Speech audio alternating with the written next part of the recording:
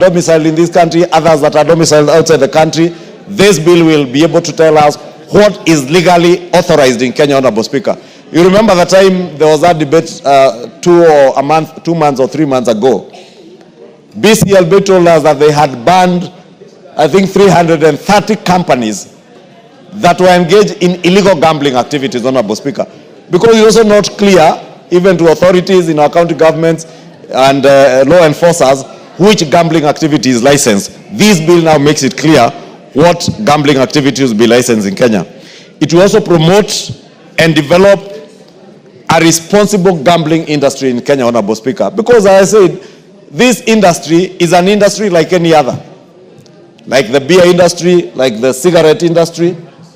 And as harmful as it can be, if done responsibly, it is an industry that can also generate resources for our country and create jobs. And we have many gambling companies that are engaged in responsible gambling that have created jobs for Kenyans in this country, and especially young Kenyans who are very innovative in the tech sector.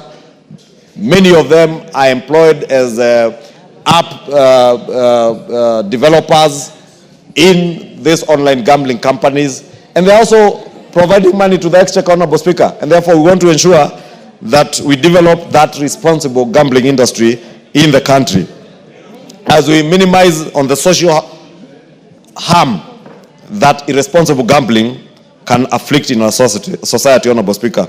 This bill will also ensure that there is integrity in the conduct of licensed gambling activities and provide for the establishment of mechanisms for the resolution of disputes relating to gambling, because there are many disputes, as I said.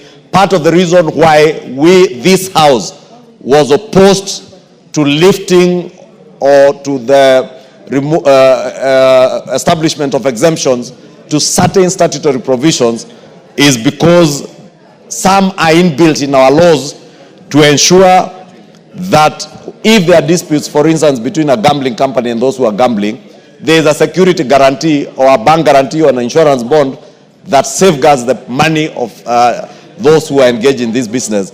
Just like those who engage in the insurance business, Honorable Speaker, have to have a deposit, a security bond guarantee or a bank guarantee to ensure that and those who underwrite insurance covers for them are compensated should that company come down.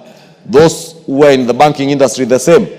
Therefore, because this is also a very fluid industry in terms of liquidity, we must ensure that if you take money from members of the public, you have also deposited a bank guarantee or insurance bond that will secure the interests of the public, Honorable Speaker.